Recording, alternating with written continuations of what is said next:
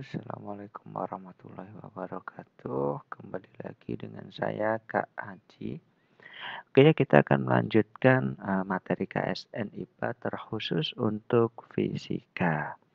Baik, kali ini Kakak akan membahas tentang listrik dan magnet, atau lebih lengkapnya adalah kelistrikan dan kemagnetan. Oke, jadi Kakak akan membahas tentang kelistrikan dan kemagnetan.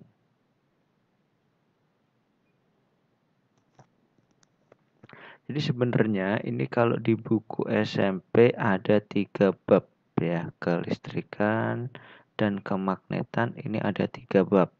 Yang listrik itu ada listrik statis dan listrik dinamis, yang magnet ya magnet. Oke. Jadi 3 bab dijadikan satu, jadi agak lama yang telaten untuk mengikuti pembahasan dari saya. Oke, kita lanjutkan. Yang pertama kita akan membahas tentang listrik statis. Listrik statis. Statis artinya diam. Berarti kita mempelajari listrik yang sedang diam, atau kita mempelajari tentang muatan listrik. Jadi kan listrik itu ada yang mengalir. Contohnya apa, Kak? Contohnya misalkan listrik di stop kontak. Nah, jadi kan dari PLN itu kan sampai stop kontak kita ngambil contohnya langsung dari stop kontak aja dicolokin dengan lampu. Nanti lampunya nyala. Berarti kan ada listrik yang mengalir dari stop kontak yang awalnya dari PLN atau pembangkit listrik tadi langsung mengalir ke lampu. Nah, itu melewati kabel, itu namanya listrik dinamis. Kalau listrik statis bagaimana, Kak? Dia bisa berpindah, tapi dia akan diam di tempatnya. Artinya dia tidak mengalir terus-menerus seperti yang di kabel tadi. Contohnya apa? Contoh misalkan kalau kalian bulu kuduknya merinding, itu berarti terjadi fenomena listrik statis. Contoh lagi apa, Kak? Misalkan kalian menggosokkan penggaris, jadi penggaris mika yang plastik ya, jangan yang aluminium, digosokkan ke buku. Nah, digosokkan ke buku, nanti penggaris itu kalian dekatkan ke potongan kertas kecil. Oke, jadi kertas dipotong kecil-kecil dulu, nah, sobek kecil-kecil. Penggarisnya kalian gosokkan ke buku atau ke rambut ya, boleh. Kemudian kalian tempelkan ke kertas kecil, nanti kertasnya akan terangkat, berarti itu ada listriknya.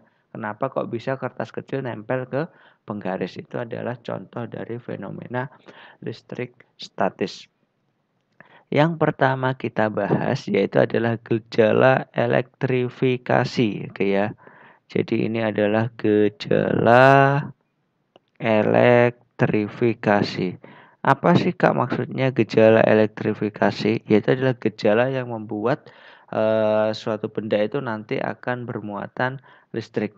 Nah, atau kita membahasnya seperti di charge. Jadi awalnya benda itu muatan listriknya nggak terlihat, maksudnya nggak terlihat, nggak ada gejalanya, sehingga menjadi ada gejalanya, itu namanya adalah gejala elektrifikasi, atau yang membuat suatu benda bisa menjadi bermuatan. Nah, untuk listrik statis charge atau charger ya, di charge gitu ya, itu dengan cara digosok. Jadi kalau misalkan listrik statis, bagaimana membuat benda itu bermuatan listrik? Dengan cara digosokkan.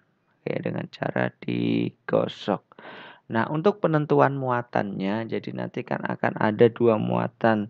Listrik itu mempunyai 2 muatan ya. Jadi langsung aja Kakak bahas. Jadi atom itu kan bentuknya seperti ini. Ada inti atom, ada kulit atom ya. Misal nih, ini misal. Ini inti. Nah, yang di sini kulit. Oke, jadi ini adalah bentuknya atom itu seperti ini. Modelnya ya, bukan bentuknya, model atom itu seperti ini. Jadi ada 3 jenis partikel. Nah, yang bermuatan ada 2. Yang bermuatan itu ya, yang pertama positif, namanya adalah proton. Kemudian yang kedua adalah negatif, ini adalah elektron. Kemudian yang ketiga adalah tidak bermuatan ya. Itu namanya adalah neutron. Nah, yang bisa berpindah itu hanya elektron. Jadi ini bisa berpindah. Berpindah. Loh, yang dua ini bagaimana Kak? Proton dan neutron? Ya tidak bisa berpindah dia. Tidak bisa berpindah. Kenapa? Kok yang bisa berpindah itu yang elektron, Kak? Ya karena elektron ada di kulit. Jadi gaya ikat dia tidak memiliki gaya ikat inti. Jadi kalau proton sama neutron itu kan ada di tengah, di intinya ya. Dia punya gaya ikat inti. Nah, jadi diam di tempat. Tapi kalau elektron dia ada di kulit. Jadi dia bisa berpindah, bisa mobile kemana-mana ya. Nah, ini tidak bisa berpindah.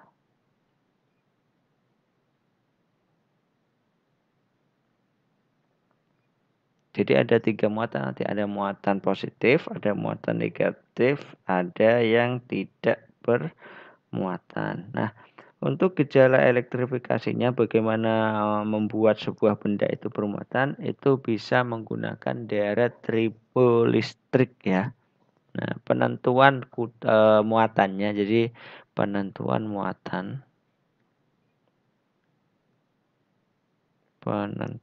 jenis muatan menggunakan deret tribolistrik. Deret tribolistrik. Nah, untuk deret tribolistrik kakak kopaskan aja ya biar cepet. Nah, gini kan cepet ya. Oke, jadi maksudnya deret tribolistrik itu urutan. Nah, misalkan contoh nih, tabel 41 menunjukkan urutan deret benda yang akan bermuatan negatif bila digosok dengan benda sembarang benda di atasnya dan akan bermuatan positif bila digosok benda di bawahnya. Misalkan gelas digosok pada wall, maka gelas positif dan wall akan negatif. Jadi kalau nomor kecil kan yang ada di atas. Nah, 1, 2, 3, 4, 5, 6, 7, 8, 9, 10 sampai 14 itu urutannya. Contoh gelas digosok ke wall, maka gelas yang positif, wall yang negatif.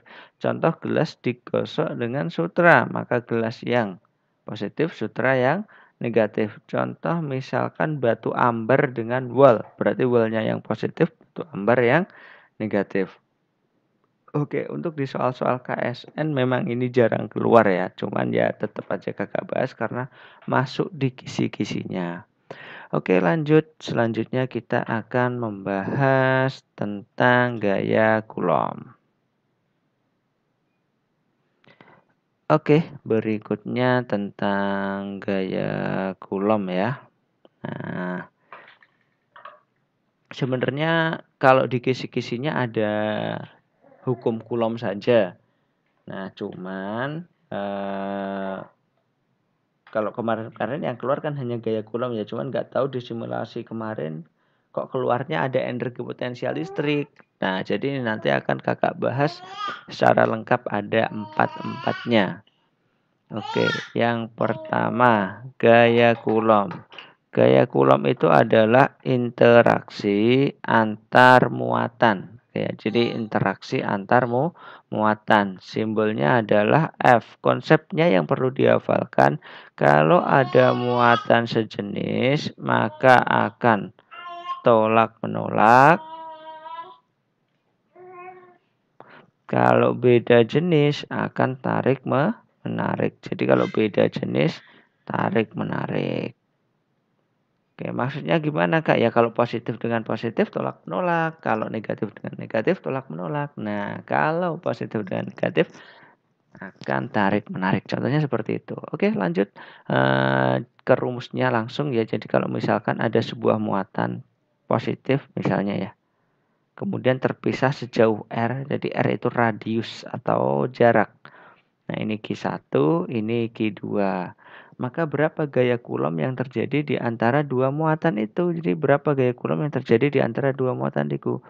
Rumusnya adalah F sama dengan K Q1 Q2 per R kuadrat. Oke, kita tandain rumusnya ya.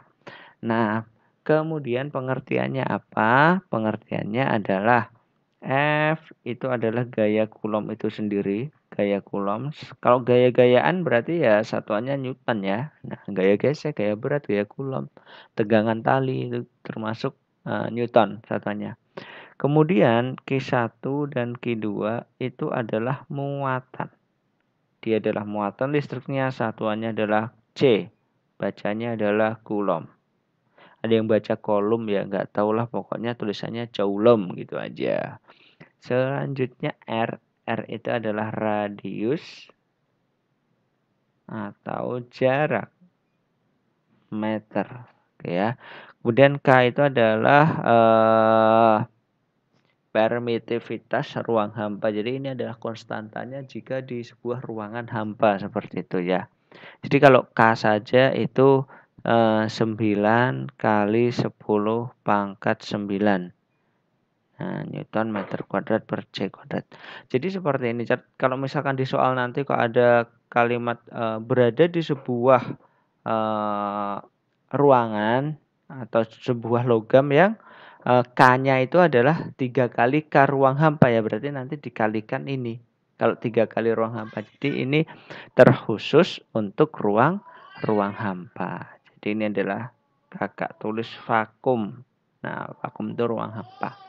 Oke ya, seperti itu ya. Nah, kemudian ada konversi satuan. Ini nanti akan ada konversi satuan.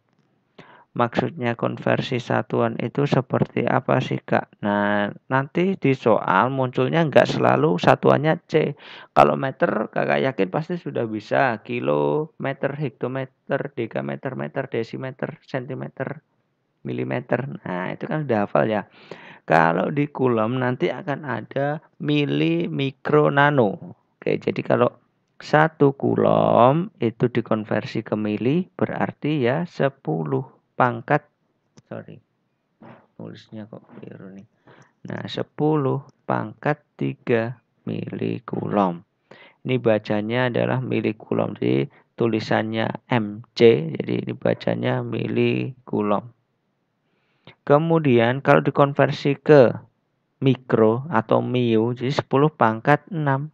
Ini miu, simbolnya namanya miu ya. Dipanjang dulu, agak pendek C. Tapi bacanya mikro. Jadi sama kayak ini huruf M dibaca mili, ini simbol miu dibaca mikro. Mikro Coulomb. Kemudian 1C sama dengan 10 pangkat 9 NC. Apakah nano Coulomb? Nah, terakhir saya tambahin 10 pangkat 12 PC. Apa ini? Pico Coulomb, cuman jarang. Oke, konversi satuannya adalah ini. Kalau dibalik gimana, Kak? Berarti kalau 1 mili Coulomb ya 10 pangkat min 3 Coulomb ya, sama kayak 1 milimeter sama dengan 10 pangkat min 3 meter. Oke, itu adalah untuk gaya Coulomb. Kemudian yang B itu adalah medan listrik. Medan listrik simbolnya adalah E. Nah, kalau medan listrik konsepnya seperti ini. Kalau muatan positif dia mendorong keluar, kalau muatan negatif dia menarik masuk. Nah, jadi didorong keluar, arah medannya itu keluar. Jadi kalau ada titik di sini ya didorong ke kiri gitu ya. Kalau titiknya di sebelah kanannya ya didorong ke kanan. Titiknya di bawahnya didorong ke bawah. Intinya dia adalah mendorong. Seperti itu. Kemudian kalau negatif masuk, masuk, masuk seperti ini. Nah, jadi kalau yang positif mendorong keluar ya ini mendorong keluar. Kalau yang negatif adalah menarik masuk. Oke, seperti itu. Contohnya misalkan nih ada muatannya negatif. Nah, terpaut jarak R dengan sebuah titik. Berarti arah medannya bagaimana, Kak? Ya berarti ditarik. Nah, arahnya menjadi ke kiri. Jadi kalau titiknya ada di kanannya ya ditarik ke kiri seperti itu ya. Ini Q. Kalau dirumuskan E itu sama dengan K Q per R kuadrat. Oke. Nah, keterangan yang belum diketahui hanyalah E. E itu adalah medan listrik. Kalau Q apa? Kayak sama kayak Q1, Q2. Bedanya kan kalau ini Q-nya ada 2, kalau ini Q-nya ada 1. Medan listrik berarti Q-nya ya muatan gitu ya. Ini medan listrik N per C. Oke ya, sampai sini bisa dipahamin. Oke, lanjut. Nah, ada beberapa catatan di sini. Yang pertama, ini penting. F dan E adalah besaran vektor. Jadi ini adalah besaran vektor. Loh, kalau besaran vektor berarti artinya apa, Kak? Kalau dia besaran vektor, artinya dia punya nilai dan arah. Punya nilai dan arah.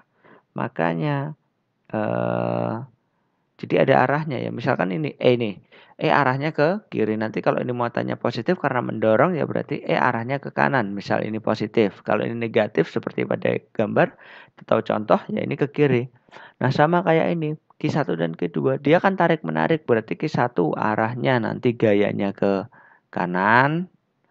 Nah, kalau Q2 nanti arah gayanya ke kiri karena tarik menarik. Seperti itu ya. Punya nilai dan arah.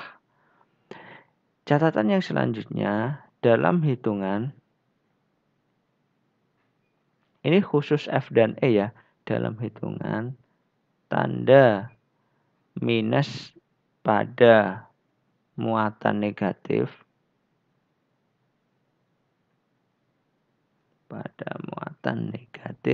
dihitung plus. Nah, jadi kalau di F dan E mencari gaya Coulomb dan medan listrik dalam hitungan tanda minus pada muatan negatif dihitung plus. Jadi nggak ada minus di hitungannya ya. Dihitung plus seperti itu. Oke, bisa dicek atau dipahamin. Oke, kakak buatkan contoh soal nomor 1. Misalkan ini contoh. Misal ada ini Q1 terpisah sejauh 2 cm dengan Q2 negatif ya. Ini misalkan 2 milicoulomb yang di sini 4 milicoulomb. Gaya coulombnya berapa? Gaya coulomb. Nah, tinggal kita kerjakan. Jadi Q1 sama dengan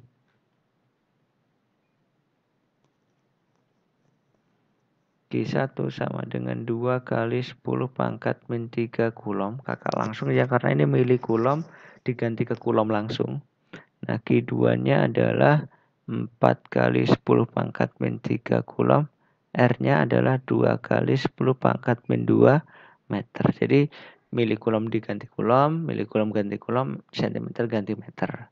Langsung seperti itu. Oke, next mencari F. Nah, K Q1 Q2 per R kuadrat. Ini soal yang paling gampangnya. 9 kali 10 pangkat 9. Yang pertama 2 kali 10 pangkat min 3. 4 kali 10 pangkat min 3 dibagi R kuadrat berarti 2 kali 10 pangkat min 2 kuadrat. 9 kali 2 kali 4. Nah, karena ini adalah 10 berpangkat, 10 berpangkat, 10 berpangkat, berarti pangkatnya dijumlahkan. 9 tambah min 3, 6. 6 tambah min 3, ya benar. 9 tambah min 3, 6. 6 tambah min 3, 3. Berarti ini 3 ya. Oke, dibagi 2 kuadrat, 4. 10 pangkat min 2 dikuadratkan, 10 pangkat min 4 dicoret. 9 kali 2, 18. Dikali 10 pangkat 3 kalau dibagi dikurang ya. 3 dikurang min 4 berarti jadinya positif 47. Oke, kurang lebih seperti itu. Silahkan di pause atau di screenshot. Lanjut. Yang C adalah potensial listrik, atau kakak bahas yang energi dulu. Energi potensial listrik. Nah, jadi kalau ada dua muatan atau lebih, itu akan menghasilkan energi potensial listrik. Oke ya, energi potensial listrik. Contohnya bagaimana, Kak? Contohnya seperti ini. Ini misalkan ada muatan plus Q1 terpisah sejauh R. Ini muatan plus Q2. Kemudian ini juga sejauh R.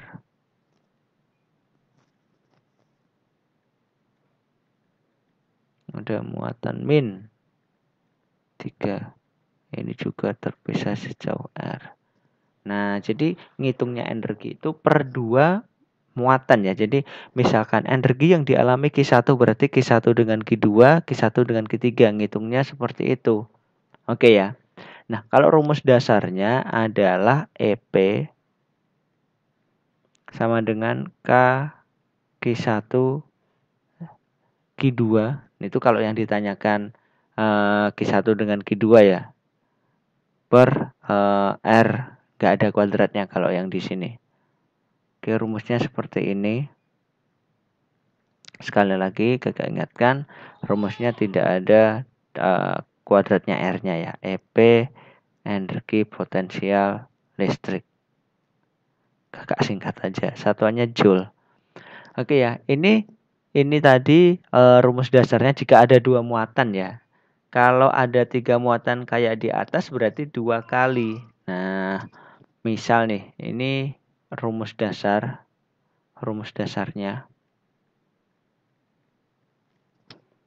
Nah, kemudian jika kondisi seperti di atas, soal simulasi kan seperti ini. Jika kondisi seperti di atas,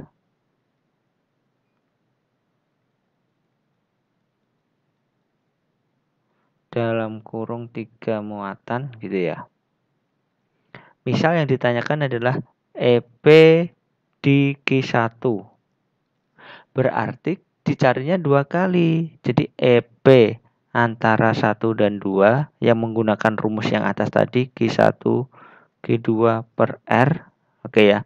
Kemudian dicari lagi EP 13 sama dengan K Q1 Q3 per R.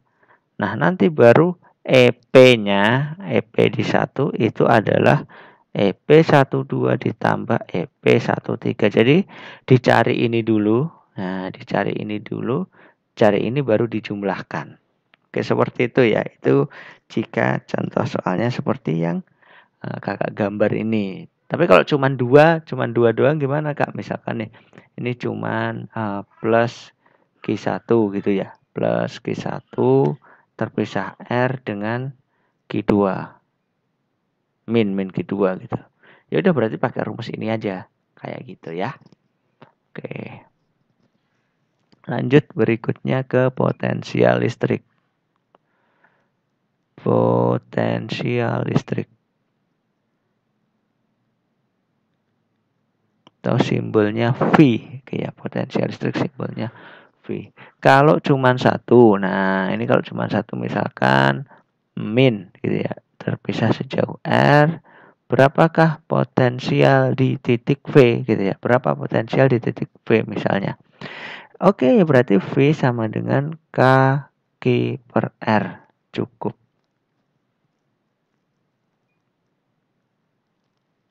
Nah, ini rumus dasarnya. Kemudian V itu apa kak? V ya yang tadi, V potensial listrik satuannya adalah volt. Oke, ini bacanya adalah volt. Kemudian jika banyak bagaimana kak? Contoh, ini ada Q1, jaraknya R1 dengan titik V. Kemudian ada R2. Nah, untuk Q2. Kemudian ini ada R3 untuk sorry ya. Ini harusnya Q2 Nah, ini Q3 gitu ya. Berarti karena total berarti sigma V langsung dijumlahkan semuanya. V1 plus V2 plus V3. Berarti ya ini kaki 1 per R1, kaki 2 per R2, kaki 3 per R3. Seperti itu. Nah, maksudnya sigma V itu apa, Kak? Maksudnya sigma V adalah resultan V atau total V. Sigma V adalah total potensial listrik. Satuannya apa ya? Tetap volt. Gitu ya. Itu contohnya. Jadi rumus dasarnya ya yang ditandain merah gitu. Kemudian catatannya di sini EP dan V itu adalah besaran skalar. Masih ingat kalau besaran skalar bagaimana? Hanya punya nilai. Hanya punya nilai. Jadi tidak ada arah. Hanya punya nilai.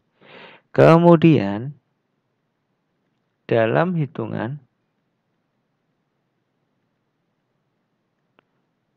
tanda negatif pada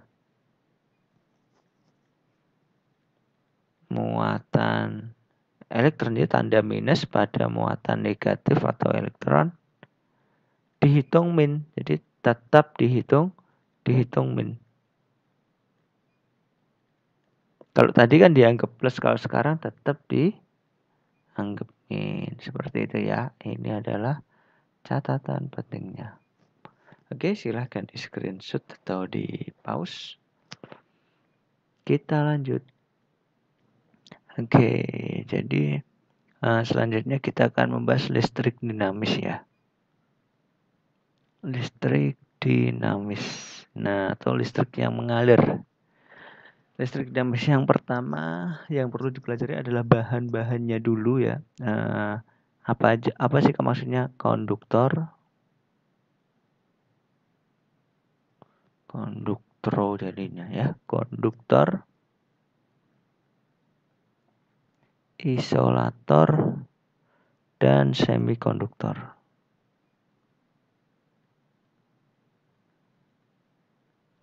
Nah, apakah pengertiannya? Yang pertama adalah konduktor dapat menghantarkan listrik dengan baik.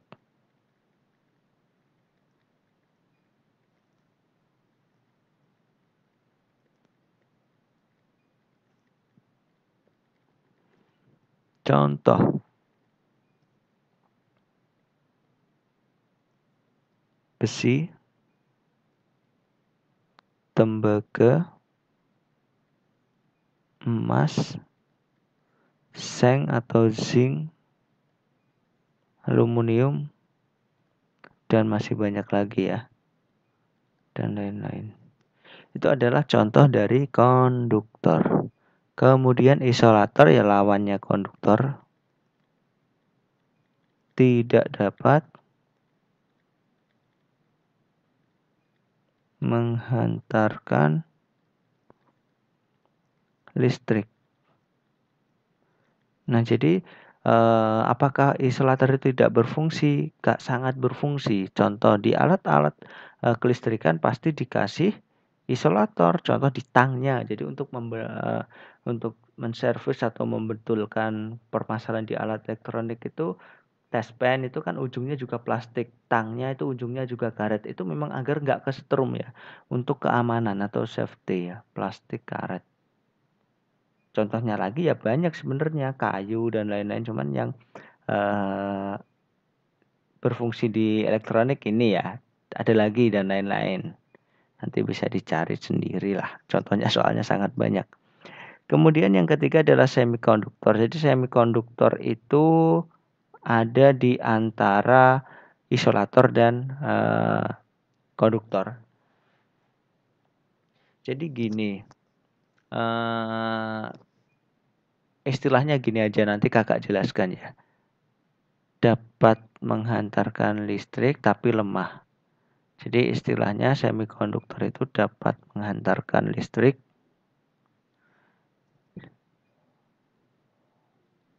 namun lemah. Jadi tidak sekuat konduktor namun lemah. Nah, contohnya adalah silikon.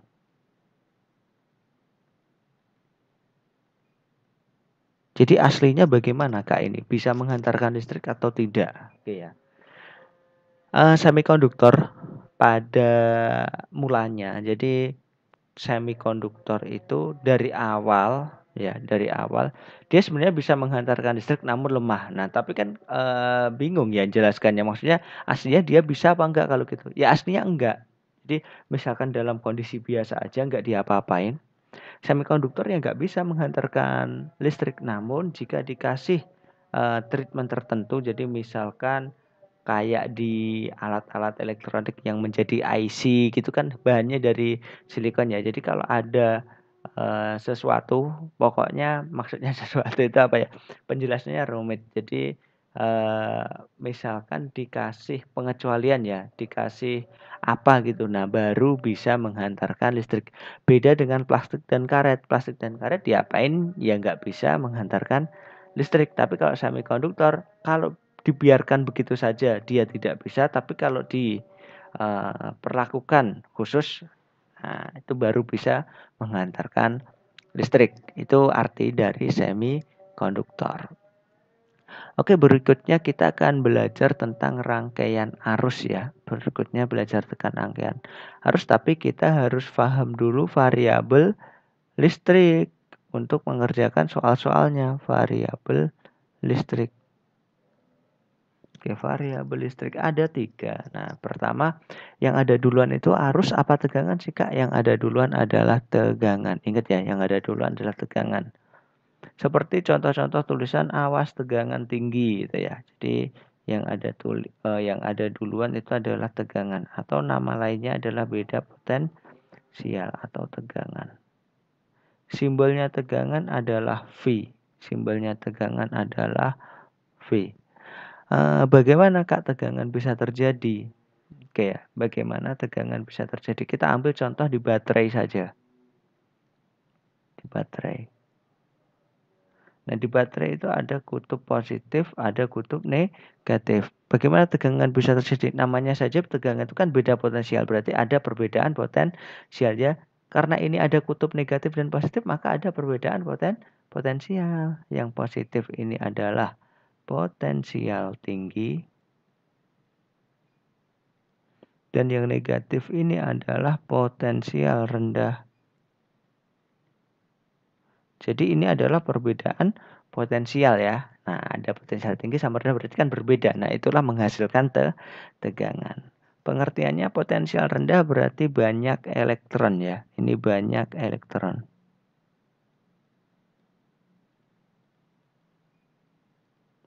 Nah, kalau potensial tinggi itu sedikit elektron. Nah, jika potensial tinggi elektronnya malah dikit. Oke, seperti itu. Kemudian bagaimana kok nanti bisa timbul arus atau timbul kuat arus listrik? Kuat arus listrik. Kuat arus listrik simbolnya I. Ya, kuat arus listrik simbolnya I. Bagaimana ceritanya kok bisa timbul arus listrik? Jadi kan baterai tadi punya kutub ya. Jadi elektronnya ada di dalam baterai, tapi itu ibaratnya hanya tandon. Oke. Tandon air nggak dikasih selang, ya airnya tetap ada di tandon, dia nggak bisa mengalir. Sama kayak elektron itu tadi. Nah, baru kalau dikasih selang, nanti akan bisa mengalir airnya. Nah, sama baterai ini elektron kalau dikasih kabel, baru nanti listriknya bisa mengalir. Contoh, ini ada lampu, ini ada baterai. Nyala nggak lampunya? Ya enggak kalau nggak dihubungkan kabel ya. Nah, baru ini nanti bisa menyala. Arus listriknya ngalir. Oke, jadi arus listrik itu kalau sudah ada jalannya untuk bergerak seperti itu ya. Kemudian di sini konsepnya yang pertama, kuat arus mengalir dari positif ke negatif. Kalau elektron mengalir dari negatif ke positif. Oke, pengertiannya kuat arus. Jadi aslinya kuat arus dan elektron nanti itu besarnya sama, tapi arahnya yang beda. Kenapa? Jadi yang ada beneran itu sebenarnya elektron. Nah, tapi yang ditemukan itu duluan kuat arus. Makanya jadi ya tetap ada kuat arus. Tapi yang aslinya untuk mengukur kuat arus itu ya elektron yang diukur. Gimana, paham nggak atau masih bingung? Jadi gini, eh, yang ada itu aslinya elektron. Jadi yang ada itu yang ada bentuknya, yang ada wujudnya, yang ada itu elektron. Nah, elektron mengalir dari negatif ke positif. Tapi sebelum ditemukan elektron itu sudah ada ilmuwan yang menemukan kuat arus dulu. Nah, jadilah kuat arus itu kebalikannya, mengalirnya dari positif ke negatif. Kalau elektron mengalirnya dari negatif ke positif. Tapi yang diukur kuat arus itu ya elektron itu sendiri. Jadi intinya ini sama saja gitu aja. Tapi kalau ada konsep yang menanyakan bagaimana mengalirnya kuat arus, maka positif ke negatif. Bagaimana elektron mengalir dari negatif ke positif. Tapi kalau nilainya sama gitu ya. Kuat arus pengertiannya adalah jumlah muatan atau besar muatan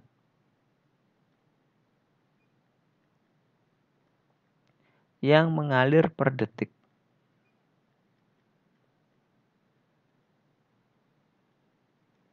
Kalau dirumuskan, kuat arus itu I sama dengan Q per T. Nah, atau Q itu N kali E. Nah, makanya jadi Q per T berubah jadi NE per T. Jadi Q per T berubah menjadi NE per T. Jadi Q itu adalah N kali E. Keterangan. Oke, jadi I itu adalah kuat arus. Satuannya adalah A, ampere ya bacanya. Kemudian Q muatan sama kayak tadi. Apa muatan tadi? C, kulom ya. Kemudian T waktu. Kemudian N banyak muatan. Nah, E itu apa Kak? E itu adalah elektron. Jadi E sama dengan elektron. Dia punya nilai atau punya ketetapan besarnya berapa? 1,6 kali 10 pangkat min 19 kulom. Ada tandanya min, tapi kalau untuk dihitungan minnya hanya menunjukkan kalau dia itu adalah elektron seperti itu. Jadi nggak perlu ditulis minnya. Oke, dua variabel listrik ini sudah paham ya? Kita lanjut.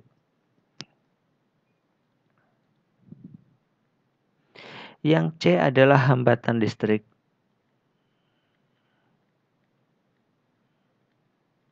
Atau simbolnya adalah R. Ini fungsinya adalah untuk menghambat kuat arus. Jadi kuat arus tadi kan ibarat aliran sungai ya. Nah, jadi kok aliran sungai, aliran air. Nah, jadi misalkan air ngalir di sungai, kemudian dikasih batu-batuan yang menghambat aliran airnya. Nah, itulah ilustrasi dari hambatan itu seperti itu. Jadi agar arusnya nggak terlalu besar, maka dikasih hambatan. Oke. Simbolnya R atau nama lainnya resistor. Oke, saya ulangin. Hambatan listrik itu nama lainnya adalah resistor. Kita mengecek hambatan pada kawat terlebih dahulu. Hambatan pada kawat. Untuk menuliskan rumusnya. Hambatan pada kawat. Misal ada kawat, kita pakai kawat yang bentuknya silinder ya. Nah, kemudian ini panjangnya L. Ini luas penampang aja. Jadi luas penampangnya itu bukan luas penampang silinder, tapi lingkaran yang buat jalan muatannya saja. Gitu ya. Jadi luas penampangnya itu hanya muatan lingkaran ini. Untuk mencari hambatannya, rumusnya adalah R sama dengan rho L per A. Oke, diulangi jadi rumusnya adalah rho L per A. Keterangannya, R adalah hambatan. Satuannya adalah ohm. Nah, ini bacanya adalah ohm. Kemudian rho itu adalah hambatan jenis.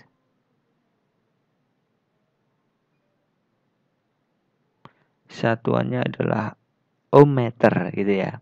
Kalau L itu adalah panjang kawat.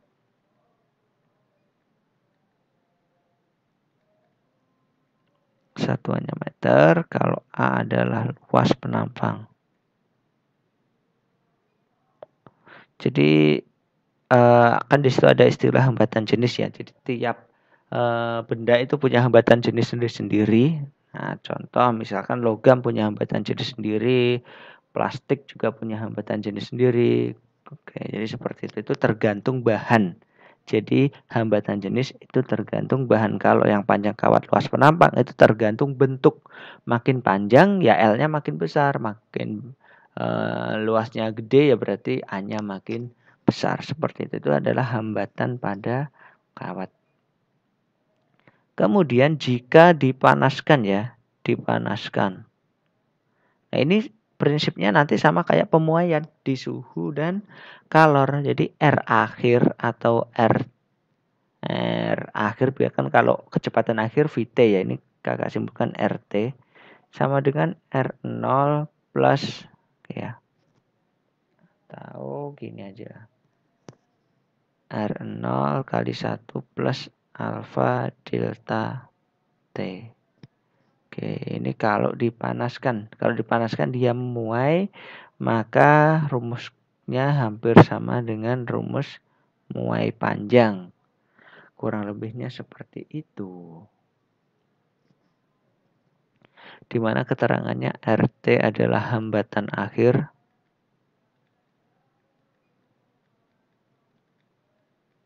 Satuannya kalau R0 hambatan awal, satuannya ya sama Ini adalah koefisien muai panjang.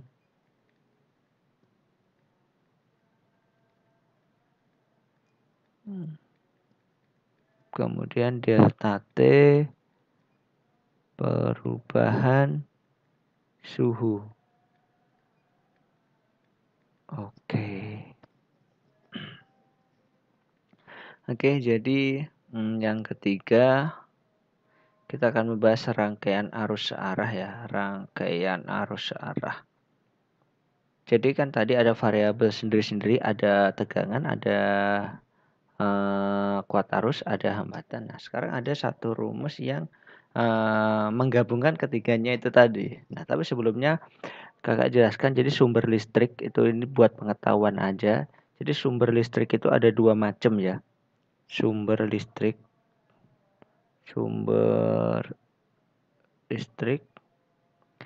yang ini adalah AC. Jadi saya tulis dulu, DC dulu aja, DC atau direct current ya.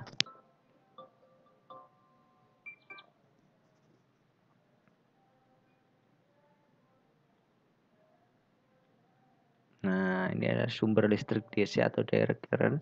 Nah, inilah sumber listrik yang dinamakan dengan arus searah. Kemudian yang kedua itu adalah AC atau alternating current. Nah, ini yang disebut dengan arus bolak-balik. Bedanya apa, Kak? Nah, bedanya kalau arus searah itu cara menghafalkan atau cara mengamati. Arus searah itu punya kutub. Jadi contohnya adalah baterai, aki, power bank itu juga termasuk ya, dan lain-lain. Kalau arus bolak-balik adalah listrik PLN.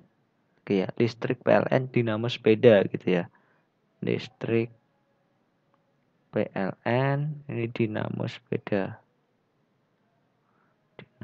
Jadi dulu sepeda itu sebelum ada, sekarang kalau biasanya kan pakai aki. Kalau dulu itu ada dinamo yang muter, kalau bannya juga ikut muter seperti itu. Oke, kemudian Oh iya, penemunya. Kalau DC itu penemunya adalah Thomas Alva Edison. Kalau AC itu adalah Tesla, Nikola Tesla. Oke, ini cukup pengetahuan aja ya. Yang dibahas tapi nanti hanya DC atau listrik searah karena di kisi-kisinya hanya itu.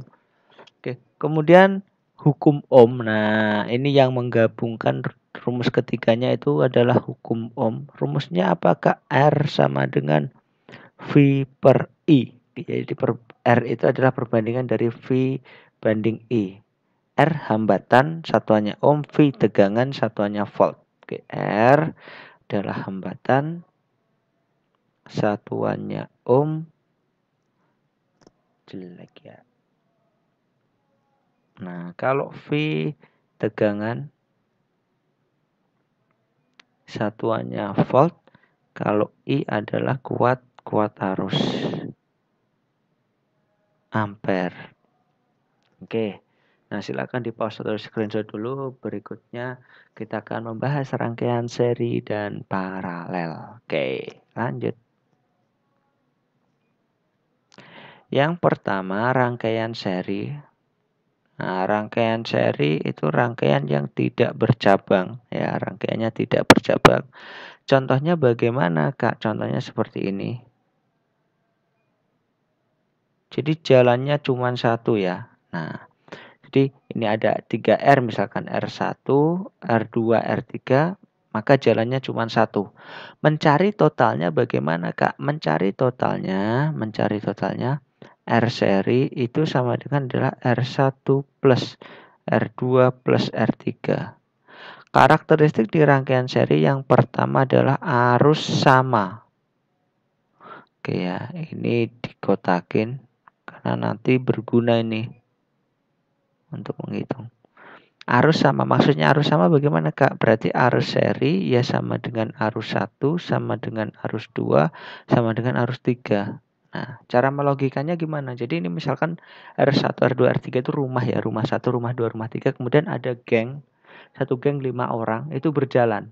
5 orang berjalan di jalanannya ini. Nah, jadi 5 orang berjalan, yang lewat di depan rumah satu berapa orang? 5 orang itu tadi, karena jalannya cuma satu. Kemudian terus berjalan, yang lewat depan rumah 2, 5 orang. Yang lewat depan rumah 3, 5 orang. Totalnya berapa? Ya 5, karena jumlah gengnya tadi ada 5 orang. Seperti itu.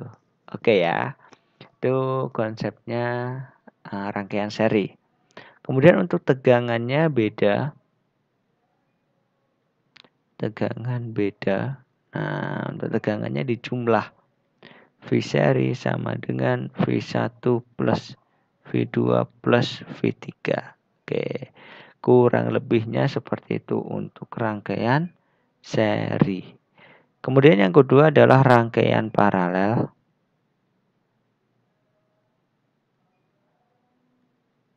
Oke ya. Bentuknya seperti ini kalau rangkaian paralel.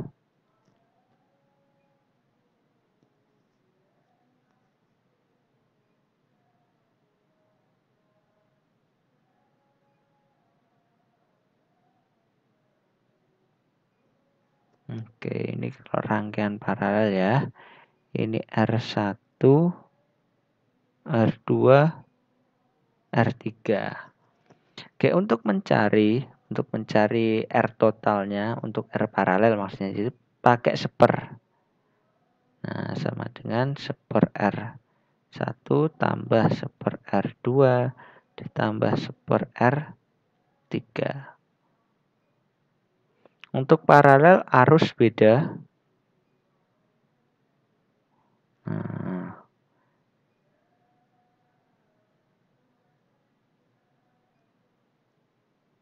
arus beda artinya adalah I paralel sama dengan I1 plus I2 plus I3. Kalau tegangan sama, jadi kebalikannya seri.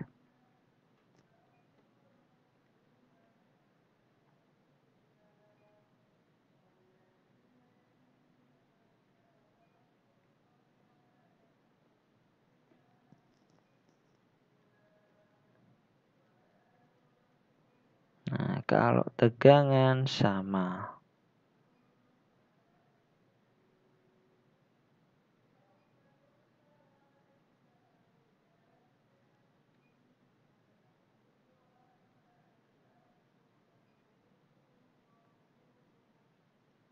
Nah, oke ya. Jadi itu adalah dua jenis rangkaian seri dan paralel.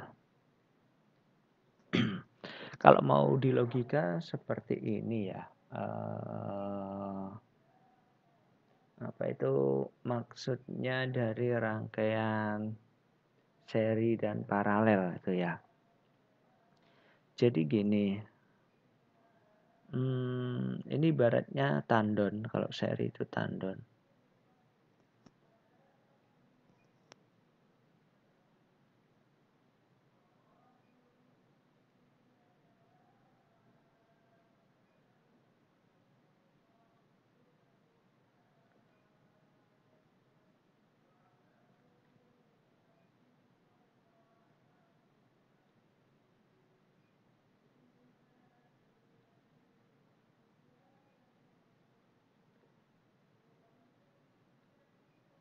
Nah, oke ya. Jadi kalau rangkaian seri itu ibaratnya tandon yang ngalir gini. Nah, ini adalah R1, R2, R3. Ini R1. Oh, sorry. Kalau ada 3 ya berarti harusnya kabelnya 3 ya.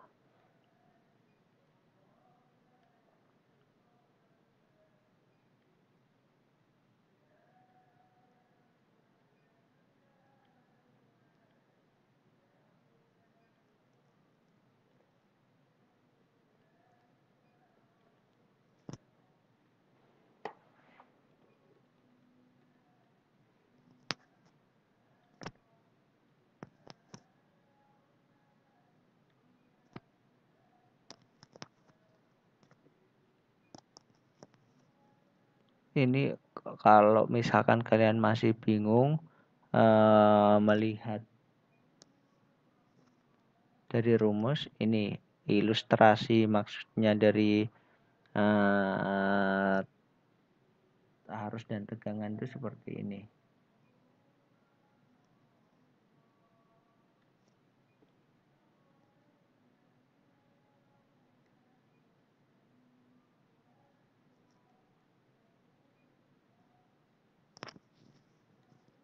Nah, bentar. Oke, jadi logikanya seperti ini ya. Ini tandon. Nah, ini adalah R1, R2, R3-nya. Selangnya ini R1, R2, R3. Air mengalir dari sini ini misalkan 2 liter. Nah, atau 5 liter tadi. Kan gangnya ada 5 liter. Yang mengalir R1 langsung 5 liter, mengalir R2 5 liter, mengalir R3 5 liter. Jadi sama arusnya ya.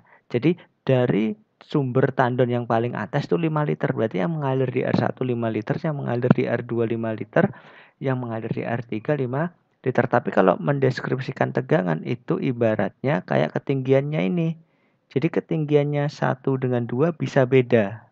Nah, kemudian ketinggiannya 2 dengan 3 juga beda. Dan ini ketinggiannya 3.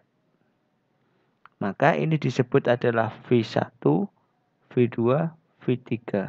Total ketinggiannya R1 sampai R3 ya tinggal ditotalkan sama kayak ini. Gitu, itu logikanya ya. Nah, kemudian kalau paralel bagaimana, Kak? Gitu ya. Atau gini deh, digambarkannya biar enak. Nah, di gambar ini enak. Ini V1, V2, V3. Nah, seperti itu. Kalau paralel gimana, Kak? Nah, kalau paralel gini. Misal ini, ada 5 liter. Mengalir di sini, misalkan 1 liter. Kan ini 5 liter ya, misalkan. Mengalir di sini 1 liter. Mengalir di sini 1,5 liter. Mengalir di sini sisanya ya 2,5 liter. Jadi tiap R itu beda-beda. R1 misalkan 1 liter, R2 tadi 1,5, yang R3 2,5. Jadi tiap selang itu mengalirkan beda-beda. Maka tapi totalnya tetap 5 liter sampai sini. Oke ya. Meskipun beda-beda. Tetap kalau yang seri tadi kan 5 liter mengalir di R1, 5 liter mengalir di R2, 5 liter mengalir di R3, 5 liter. Kalau ini beda. 5 liter yang R1 1, yang R2 1,5, yang R3 2,5 misalkan seperti itu. Jadi yang mengalir di tiap selang beda-beda. Tapi kalau ketinggiannya di sini ya sama. Ketinggiannya di sini sama. Nah, ini kan 1V. Kita anggap V paralel. Makanya V1 sama dengan V2 sama dengan V3. Itu untuk rangkaian seri dan paralel. Jadi logikanya seperti itu ya. Oke, selanjutnya kakak jelaskan tentang hukum Kirchhoff. Tadi berarti ketiga ya hukum Kirchhoff.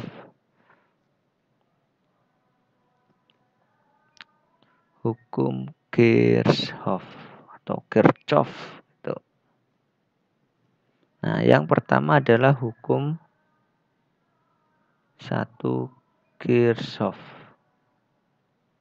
Oke, hukum 1 Kirchhoff yaitu bunyinya sigma I masuk atau I in sama dengan sigma I keluar. Jadi jumlah arus yang masuk sama dengan jumlah arus yang keluar. Itu adalah hukum 1 Kirchhoff. Jumlah arus yang masuk sama dengan jumlah arus yang keluar. Contohnya bagaimana, Kak? Contohnya seperti ini. Titik persabangan misalnya.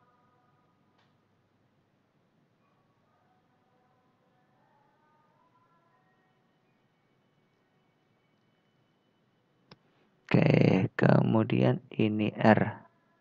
Sorry, misalkan ini masuk sebesar 2 ampere, keluar sebesar 5 ampere. Ini masuk 4 ampere. Ini keluar 4 ampere. Oke, kita mencari I di sini gitu ya. Nah, kita selesaikan. Yang masuk titik percabangan siapa saja? Sigma I in itu kan masuk, sigma I out keluar. Yang masuk adalah 2. Masuk lagi adalah 4. Yang keluar adalah yang pertama 5. Kemudian keluar lagi 4. Banyakan yang masuk atau yang keluar? Yang keluar, karena yang masuk 6, yang keluar 9. Berarti ini harus masuk biar ngimbangin. Oke ya, berarti I-nya harus masuk biar ngimbangin. Berarti plus I. Berarti 6 tambah I sama dengan 9.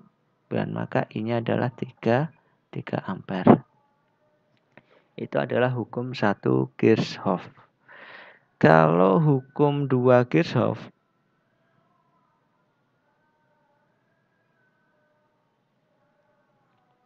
sigma E plus sigma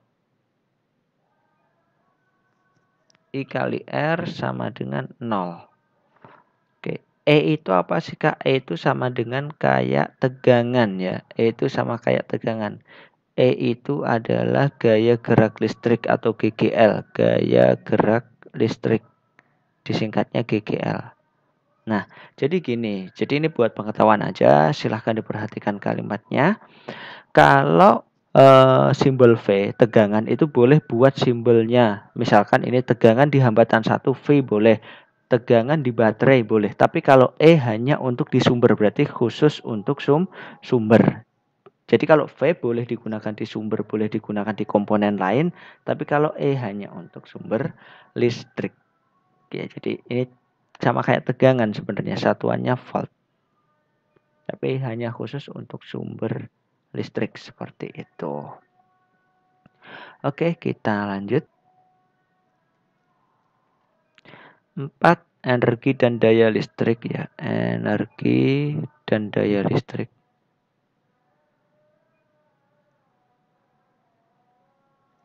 Nah, yang pertama adalah energi listrik. Energi listrik itu simbolnya W. Oke ya, W. Rumusnya W apa, Kak? W sama dengan P kali T gitu aja. Loh, P itu apa? Nah, jadi saya tulis rumus energi dulu. Nah, P itu adalah daya. Jadi daya listrik itu simbolnya adalah P. Daya listrik simbolnya adalah P. Nah, daya listrik itu sendiri rumusnya apa, Kak? P itu rumusnya adalah V kali I. Gitu ya. Oke. Nanti kita otak-atik rumusnya. Karena dua rumus ini bisa jadi banyak. W energi listrik satuannya joule, pokoknya energi ya satuannya joule. P daya listrik,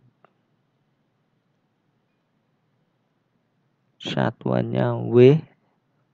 Nah, ini bacanya joule. Kalau ini bacanya watt. Oke ya. Kalau T waktu. Nah, V tegangan. Waktu second ya.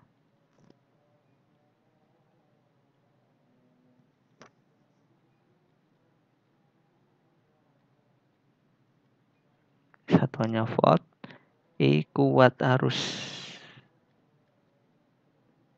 Satuannya adalah kok I sih? Ampere. Oke. Oke, jadi rumus atau dua rumus ini bisa dibolak-balik ya. Jadi misalkan nih, nanti jadi kalian sesuaikan aja tergantung yang diketahui dan ditanyakan di soal. Contoh, misalkan rumus ini W sama dengan P kali T, itu kalau ditanyakan W-nya. Oke, kalau ditanyakan W-nya. Kalau kemudian nanti yang ditanyakan P-nya bagaimana, Kak? Ya, jadi bagaimana kalau yang ditanyakan adalah P-nya gitu ya. Jadi P sama dengan W per T. Oke, jadi T itu pindah ruas karena yang ditanyakan PP harus sendiri, T-nya pindah ruas. Kalau awalnya dia jadi pembilang menjadi penyebut. Nah, jadilah rumus ini. Oke, P sama dengan W per T gitu ya. Kemudian di rumus P sama dengan VI itu sendiri. Nah, ini kan ada hukum Ohm. Jadi masih ingat kan baru beberapa menit yang lalu R sama dengan V per I atau V sama dengan I dikali dengan R gitu ya. Nah, kemudian kalau dimasukkan ke rumus ini gimana? Kak, jadinya berarti P, V-nya kita ganti I dikali R dikali I. Nah, makanya rumusnya menjadi P sama dengan I kuadrat R. Nah, jadi ada rumus baru lagi dari penggabungan rumus-rumus. Nah, jadi nanti jangan bingung kalau seandainya kok gimana ya, diketahuinya itu enggak, misalkan mencari W diketahuinya kok V dan I bukan P dan T, mencari W ya diketahui V, I sama T, berarti nanti ya tinggal dimasukkan seperti itu. Oke, misalkan lagi, misalnya yang diganti sekarang I-nya. Kalau mencari I berarti R-nya kan beda ruas, jadinya V per R. Gitu kan? Kita masukkan ke rumus ini P sama dengan V, I-nya sama dengan V per R. Kita gantikan ini aslinya V kali I. V kali I. Kemudian I-nya kita ganti menjadi ini V per R. V per R. Nah, maka rumusnya P sama dengan V kuadrat per R. Jadi seperti itu. Nah, jadi nanti akan bermacam-macam rumus. W-nya pun juga sama. Mencari W lagi misalkan. WPT ya sama dengan V kali I dikali T. Bisa jadi. Pokoknya intinya dihafalkan saja rumusnya itu. Nanti kalau masalah bolak-balik itu gampang ya. Tinggal disubstitusi atau dimasukkan saja. Oke, untuk materi kelistrikannya sudah selesai. Kita akan lanjut ke kemagnetan berikutnya. Oke, selanjutnya kita akan belajar tentang kemagnetan ya. Nah, yang pertama kita akan mempelajari tentang bahan-bahan magnet ya. Oke, bahan-bahan magnet.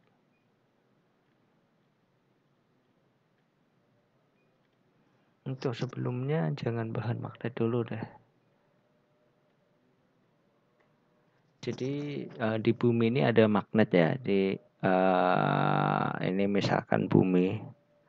Nah, kemudian ini kutub utara bumi, kemudian ini kutub selatannya bumi gitu ya. Nah, ini adalah kutub selatannya magnet. Kutub selatan magnet. Nah, yang di sini adalah kutub utara magnet di bumi.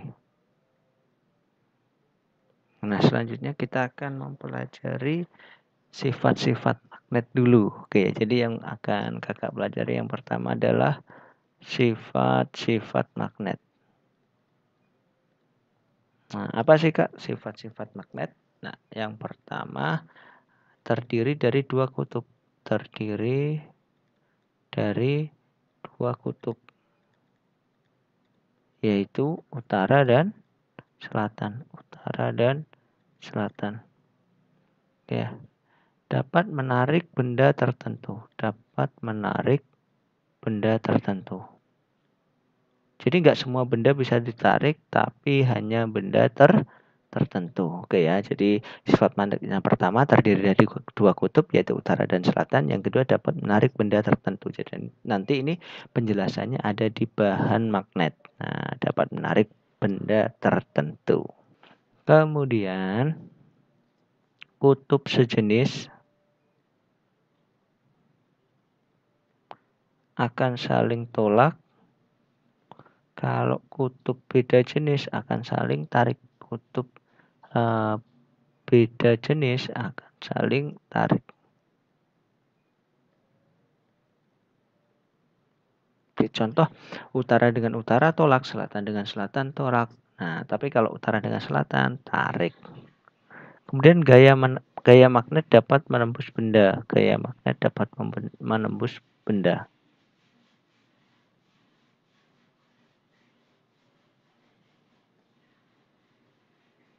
Ini sifat-sifat magnet. Kemudian menghasilkan medan magnet.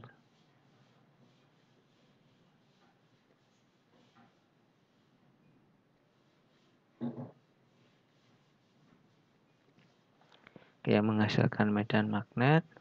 Kemudian medan magnet dapat membentuk gaya magnet.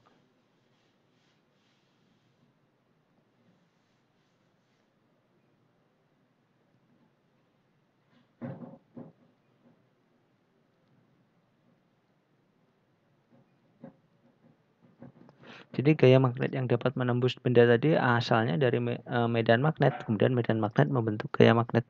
Kemudian yang terakhir sifat magnet dapat dihilangkan.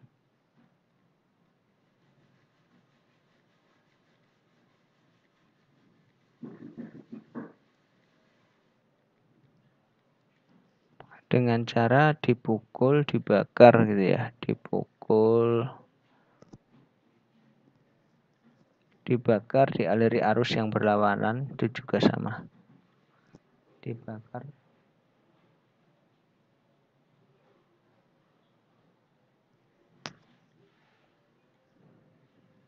dipukul, dipanaskan ya. Dialiri arus yang berlawanan.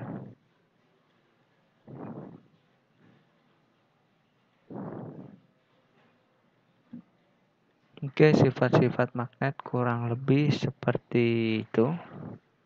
Kemudian, nah ini kan dapat menarik benda tertentu, dan nggak semua benda ya. Jadi ada benda tergantung bahannya ya, bahan magnet. Yang pertama itu adalah ferromagnetik, bahan magnetik ya. Bahan magnetik. Nah, yang masuk di dalamnya itu adalah ferromagnetik.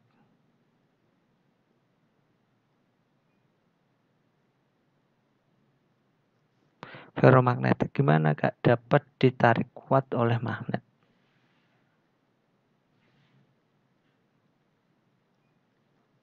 Oke, contohnya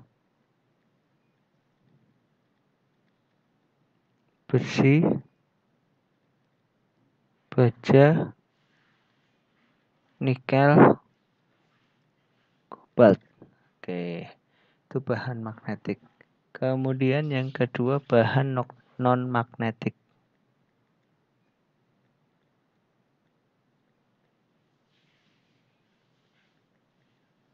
Oke. B ya, itu misalkan diamagnetik.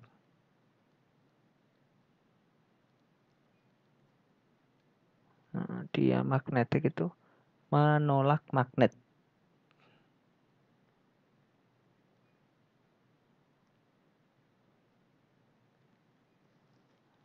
Oke, contoh merkuri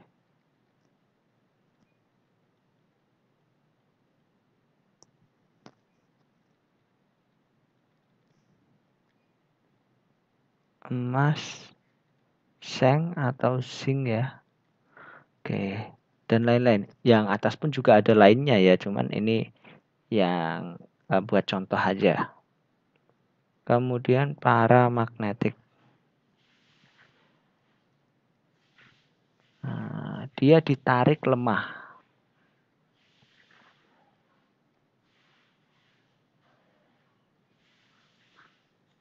Contoh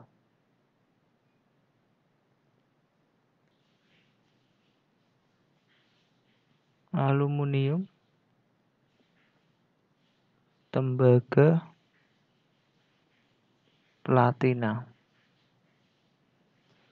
Oke ya, jadi itu sifat-sifat magnet, kemudian bahan-bahan magnet seperti itu. Oke, selanjutnya ya, next. Kita bahas tentang medan magnet.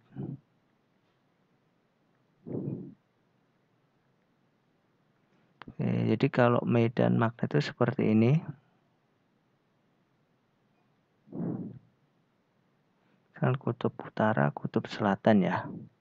Kutub utara itu medannya keluar.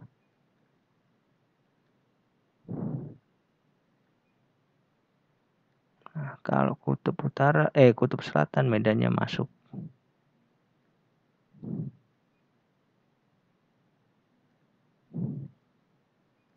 Nah, seperti itu arah medan magnet.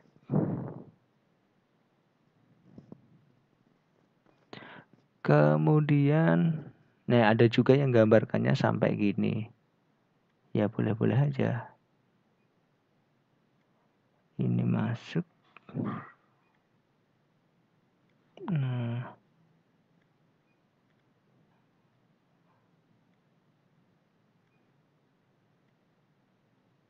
Oke, itu medan magnet ya utara selatan. Kemudian kalau didekatkan bagaimana, Kak? Jadi misalkan gini.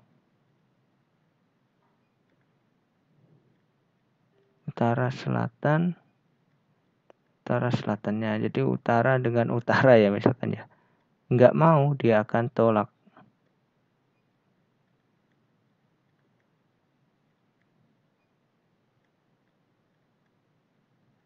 Nah, ini akan tolak menolak. Kalau utara sama utara. Selatan sama selatan Kak, ya sama. Akan tolak menolak.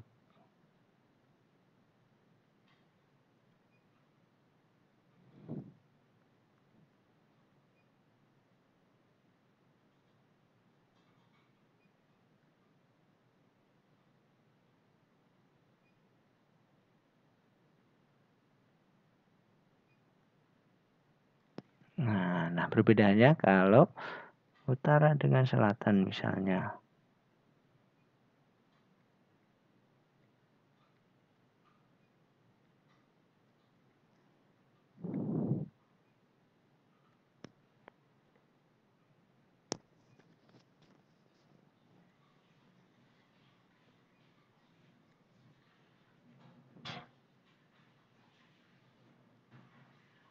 Nah, langsung tarik, narik atau nempel. Seperti itu ya. Kemudian ini pembuatan magnet.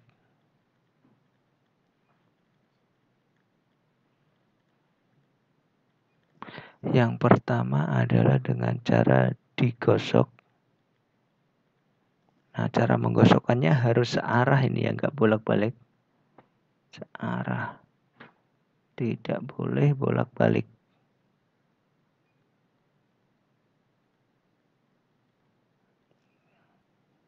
Oke, contohnya seperti itu. Jadi kutub selatan ditempelkan ke X, ditarik ke Y, diangkat. Tempelkan lagi ke X, tarik ke Y, diangkat. tempelkan X, tarik aja diangkat. Ini pun juga sama. Nah, untuk penentuannya, untuk penentuan kutubnya, yang nempel besinya kan kutub selatan ya. Kutub selatan kan awalnya di X, posisi akhirnya di Y. Jadi kita mengacu ke posisi akhir. Yang nempel kutub apa? Selatan. Oke ya. Posisi terakhir selatan di mana? Di Y. Kan ditempelkan di X, ditariknya ke Y. Berarti Y nanti ini kutubnya adalah utara dan ini kutubnya adalah selatan. Seperti itu.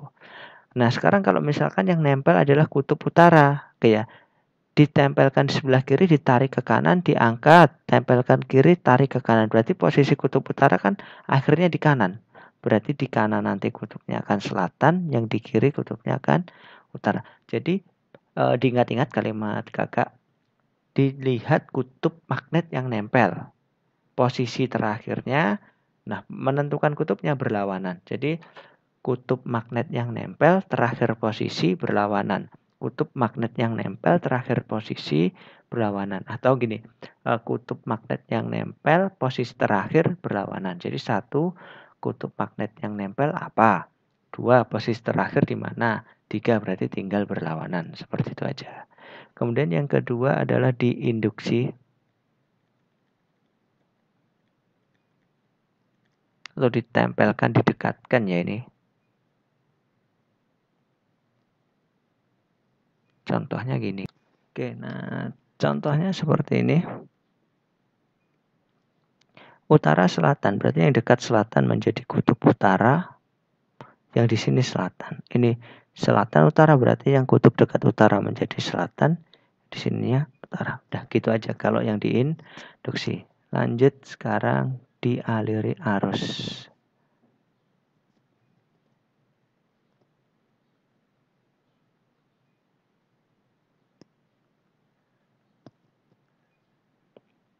Dialiri arus DC. Oke, contohnya ini ya, pakai tangan kanan.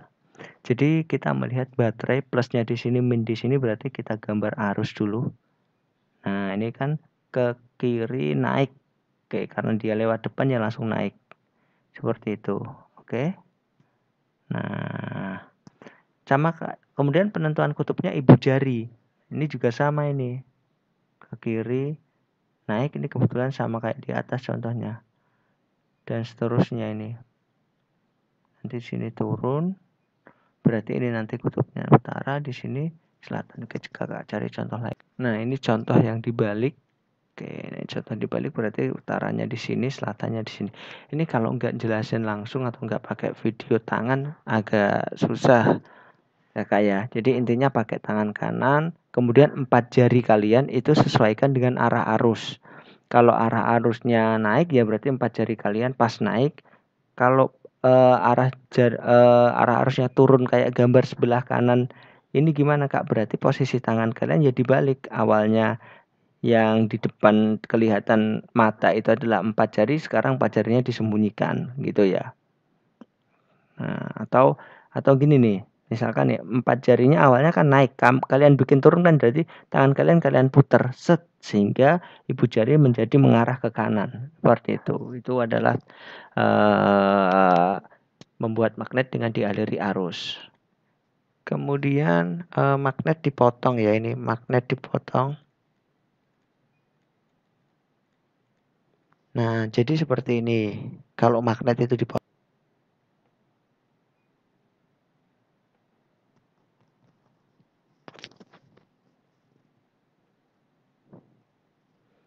Nah, ini kalau dipotong misalkan utara kok di kiri, berarti nanti hasil potongannya utaranya di kiri semua ya. Oke, seperti itu. Seperti pada gambar kondisi awal, misalkan dipotong jadi 3 bagian, utara posisi awalnya di kiri. Berarti nanti bagian-bagiannya itu utaranya di sebelah kiri semua. Itu. Kemudian yang ini menghilangkan sifat magnet.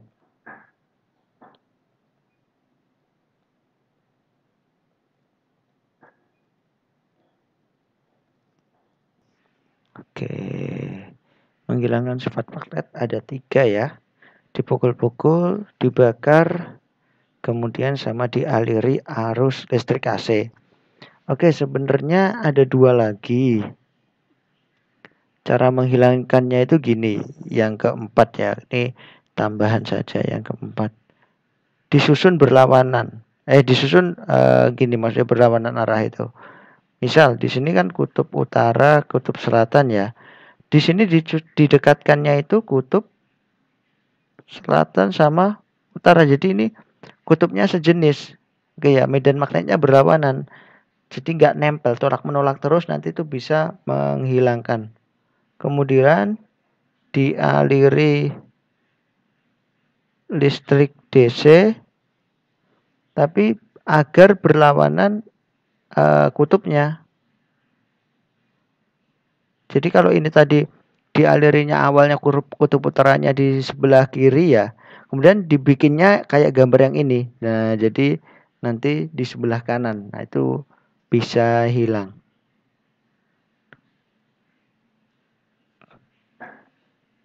Oke, lanjut.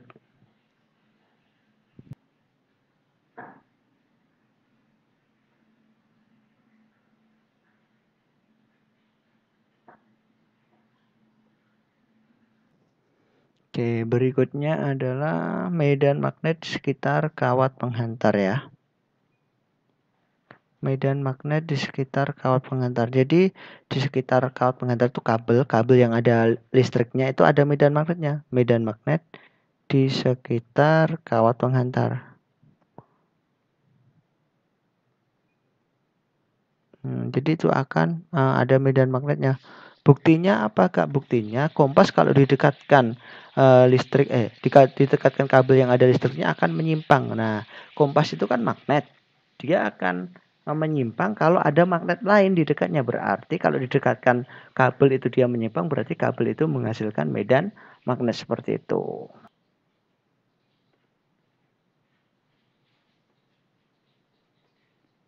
Nah, kayak contohnya seperti ini.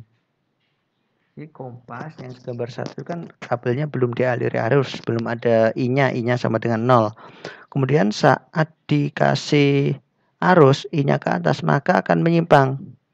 Seperti itu. Nah, kemudian kalau dikasih arus ke bawah, akan menyimpang juga. Nah, makanya itu ada medan magnet di sekitar kawat penghantar. Seperti itu ya. Kemudian arah medan magnetnya atau bentuk medan magnetnya itu seperti apa sih Kak? Seperti ini. Nah, gini ya, jadi tetap pakai tangan kanan. Sama kayak tadi. Oke, Kakak taruh di sini aja ya. Oke. Jadi pakai tangan kanan ibu jari itu menunjukkan arah arusnya. Nah, medan magnet itu adalah 4 jarinya ini. Jadi ibu jari itu arah arus. Kalau arah arusnya ke atas berarti 4 jarinya kan bentuknya gini. Kalau arah arusnya ke bawah berarti tangan kalian yang kalian balik. Jadi posisi B-nya nanti muternya kayak yang sebelah kanan ini, kebalikannya atau searah jarum jam. Kalau ini kan berlawanan arah jarum jam. Oke, itu untuk menentukan arah medan magnet pada kawat yang lurus.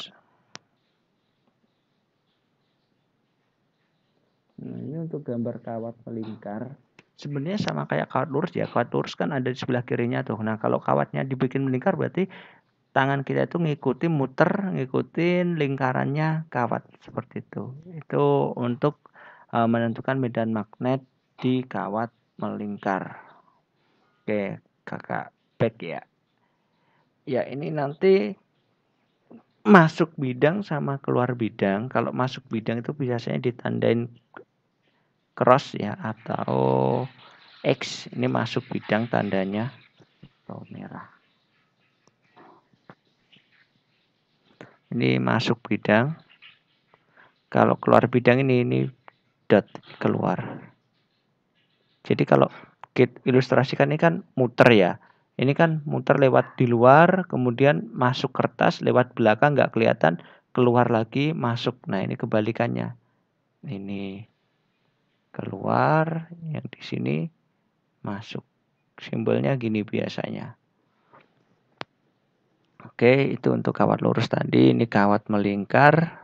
Oke, berikutnya adalah gaya magnet atau kita nama lainnya adalah gaya Lorentz ya. Gaya magnet dalam kurung gaya Lorentz. Nanti akan ada dua akan ada dua kondisi. Yang pertama pada muatan. Nah, muatan di sekitar medan magnet, maksudnya seperti itu. Yang kedua adalah kawat penghantar. Jadi ada dua rumus ini nanti. Oke, nah ini gambarnya ya. Untuk yang atas itu untuk muatan. Nah, ini muatannya Q, ini B, ini panjangnya nanti L, kemudian ini ada medan listriknya juga. Untuk yang muatan rumusnya ini F sama dengan B QV. Jika nggak ada sudut semuanya tegak lurus. Nah, kalau ada sudutnya berarti B QV sin theta. Untuk yang ini F sama dengan BIL,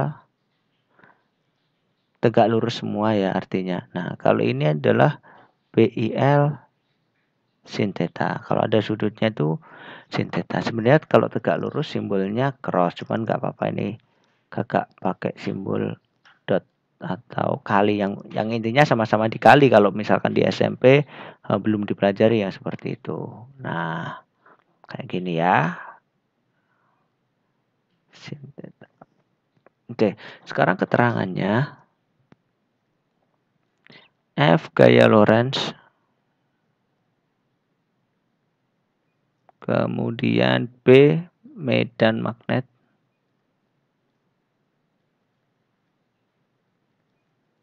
ini satuannya ya Newton, kalau ini T, Tesla bacanya ya. Kemudian Q muatan, Coulomb, kalau V kecepatannya muatan, meter per second. I kuat arus, ampere, kemudian L panjang kawat meter. Nah, untuk sin theta itu nanti dihafalkan, biasanya sudutnya itu 30 derajat, sin 30 derajat setengah. Kalau sin selain 30, Kak, gini aja dihafalkan aja ya. Nanti akan ada, insya Allah kakak buatkan nih trigonometri sederhana. Tapi ini untuk sementara dihafalkan aja sin 30 setengah. Kalau sin 0 ya 0, sin 45 derajat setengah akar 2, sin 60 derajat setengah akar 3, sin 90 derajat 1. Oke ya, gaya magnet ada dua, muatan dan kawat pengantar. Kalau muatan itu rumusnya yang atas, pengantar yang bawah. Keterangannya ini, nanti kalau ada sin-sinan, ini. Sudut-sudut istimewa biasanya ini. Oke. Oke, berikutnya GGL induksi.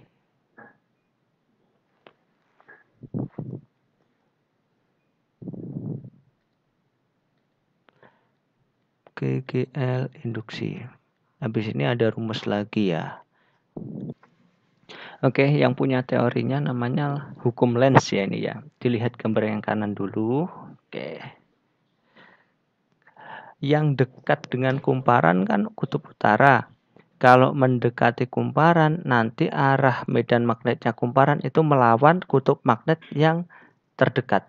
Kutub yang terdekat apa? Utara. Oke ya, kutub yang terdekat utara. Kalau kutub utara ini mendekati kumparan, arah medannya ini nanti melawan yang terdekat. Nah, di sebelah kanannya kutub yang terdekat utara juga. Kalau menjauhi kumparan, ini akan searah dengan kutub terdekat. Jadi kalau mendekati akan berlawanan, jadi tabrakan nih. Nah, tapi kalau menjauhi akan searah. Kita lihat yang sebelah kiri gambar ini ya. Kalau yang ini diam, jadi yang nggak ada medan magnetnya. Nah, sekarang kutub utara mendekati kumparan, berarti arah medan kumparan itu lingkaran kecil di bawah ini ya, akan melawan. Nah, kemudian terus masuk kutub selatannya kan ini ya. Nah, kalau menjauhi kumparan, dia akan apa itu? Akan ngikut sama kayak ini tadi searah. Kemudian gambar sebelah kanan, magnet mendekati kumparan. Ini maksudnya yang bawah ini menjauhi kumparan ya ini. Jadi kalau selatan yang terdekat, dia mendekati kumparan, kutub di kumparannya melawan. Nah, kemudian setelah masuk yang terdekat kan jadi utara. Setelah maksudnya ini masuk lingkaran kemudian terus gitu ya. Yang terdekat kan utara. Nah, kalau menjauhi nanti kutubnya akan searah. Sama kayak konsepnya ini tadi, itu adalah GGL induksi. Yang terakhir yang kakak bilang hitung-hitungan adalah transformator. Ya, jadi kita akan belajar transformator atau trafo. Oke ya. Fungsinya untuk apa sih Kak? Trafo itu menaikkan atau menurunkan tegangan ya. Ini fungsinya adalah menaikkan dan menurunkan tegangan. Langsung saja deh. Untuk menaikkan tegangan itu namanya adalah step up, untuk menurunkan tegangan adalah step down. Ini step up menaikkan tegangan, step down menurunkan tegangan. Menaikkan tegangan.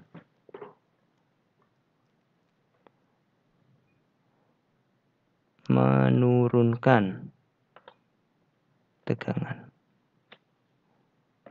Nah, oke. Nah, jadi gambarnya seperti ini ya. Kalau step up, nah primernya ini primer yang sebelah kiri ini input ya, letaknya input itu primer, ini letaknya output itu sekunder.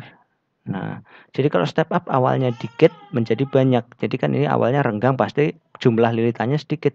Rapat berarti jumlah lilitannya banyak. Kalau step down kebalikannya. Primer, sekunder. Jadi primernya awalnya banyak menjadi sedikit. Seperti itu ya.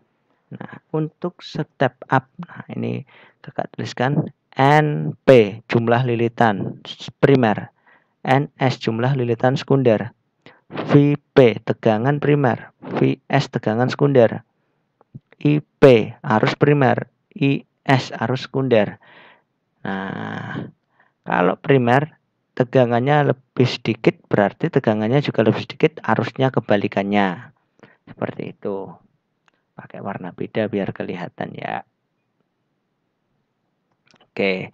Kemudian yang step down. NP, NS, VP, VS, IP, IS. Oke ya. Nah, sama. NP-nya lebih besar, berarti tegangannya primer juga lebih besar, tapi arusnya lebih kecil. Kebalikannya seperti itu ya. Kalau dirumuskan atau persamaan, nah jadinya gini. NP per NS sama dengan VP per VS sama dengan dibalik karena tandanya beda sendiri. IS per IP. Oke, lanjut ya. Maaf ada iklan. Oke, nah ini jadi rumusnya. Kemudian ada rumus lagi efisiensi. Simbolnya gini efisiensi itu. Nah, ini adalah PS per PP dikali 100%. Kita sudah tahu bahwa P atau daya tadi rumusnya kan V kali I, berarti PS ya VS dikali IS. Kalau PP berarti ya VP dikali IP. Kemudian ini dikali 100%. Oke, jadi rumusnya ada ini. Keterangannya NP jumlah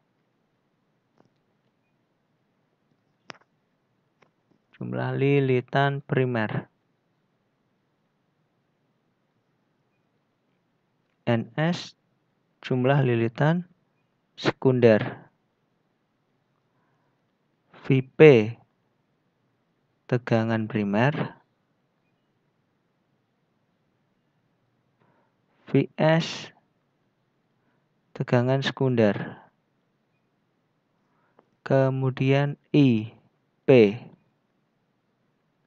kuat arus primer, IS kuat arus sekunder. Yang ini satuannya volt, ampere. Nah, kemudian ini tadi efisiensi. Efisiensi itu dalam bentuk persen ya. Dan PP daya primer. Daya tadi apa satuannya? Masih ingat nggak? Watt. Kemudian PS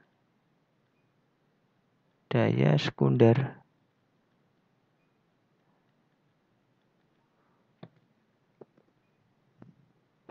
Misal ini contoh soalnya mencari kuat arus sekunder gitu ya. Kuat arus sekundernya berapa gitu. Langsung. Nah, bikin persamaan. Ini adalah V primer, ini adalah N primer, ini adalah N sekunder. Ini dikasih tahu R. Kita cari V sekundernya dulu. Jadi NP per NS sama dengan VP per VS. NP-nya 600, NS-nya 150, VP 220, VS nanti ketemu. Oke, VS berarti sama dengan berapa ini VS-nya? Ini kan pindah ruas ya, pindah ruas. Nah, 200 ini coret aja. 4 kali 1 berarti 1 pindah ruas kali 1 ini dibagi 4. Sorry, 220. Ini 220. Nah, ini coret-coret, ini 4, ini 1. 1 pindah ruas jadi di atas, 4 jadi di bawah. Jadi VS sama dengan 55 volt. Oke, sudah ketemu VS 55 volt, mencari arus. Berarti kan I rumusnya apa? V per R. Berarti kalau arus sekunder ya pakainya V sekunder. 55 dibagi 10 sama dengan 5,5 ampere. Oke, cukup sampai sini. Jadi memang agak banyak ya, karena 3 bab jadi 1. Oke, selamat belajar. Jangan lupa jaga kesehatan. Semoga berhasil. Kakak akhiri. Wassalamualaikum warahmatullahi wabarakatuh.